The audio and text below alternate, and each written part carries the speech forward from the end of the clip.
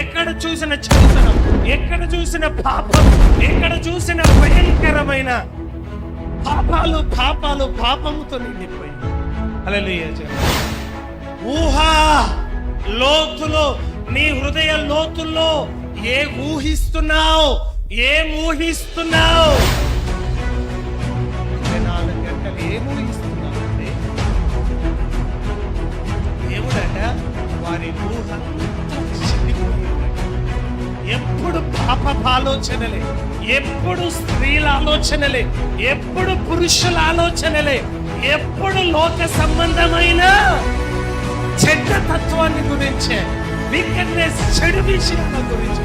ఎప్పుడు ఏం తిందుమా, ఎప్పుడు ఏం తాగుదుమా, ఏం కట్టుకుందుమా, శరీరాన్ని గురించి నీ అవయవాలు డిస్టర్బ్ చేస్తుంటే ఆ చెడ్డ తత్వాన్ని గురించి ఊహించి విచారంలోనికి దిగిపోతావు, పాపములోనికి దిగిపోతావు, ఆ మోసంలోనికి దిగిపోతావు, ఆ పాపములోనికి దిగిపోతావు.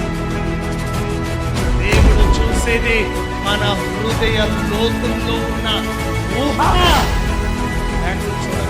డాడీ చూడకపోవచ్చు, నీ భార్య చూడకపోవచ్చు, నీ భర్త చూడకపోవచ్చు. ఏం ఊహిస్తున్నావు బ్రదర్? ఏం ఊహిస్తున్నావు సిస్టర్? నీ హృదయంలో ఏముంది? ఆ భయంకరమైన ఆ నాశనానికి కారణం దేర్ ఇమాజినేషన్, వారి ఊహ. ఆ ఊహలతో నిండిపోయారు, చెడ్డ తత్వంతో, చెడు విషయాలతో ఊహించి చేసేస్తున్నారు, ఊహించి చేసేస్తున్నారు. గమనించండి, మన దేవునికి కావలసింది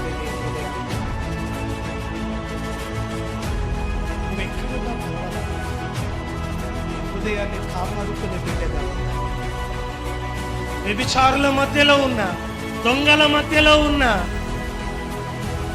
ఎంత అందగత్తె స్త్రీలున్నా, పురుషులున్నా, ఇక్కడ ఉంది కదా, అయితే యెహోవా సమూయేలుతో ఇలాగూ సెలవిచ్చాడు, అతని రూపమును లక్ష్య పెట్టొద్దు, అతని ఎత్తును లక్ష్య పెట్టొద్దు.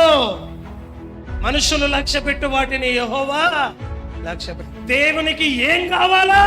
నీ హృదయ లోతులో ఏ ఊహ నీకుందో, ఏ ఆలోచన చేస్తున్నావో, ఏ తలంపులు నీకున్నాయో వాటి మీదనే నీ దేవుని అద్భుతాలు ఆధారపడి ఉన్నాయి.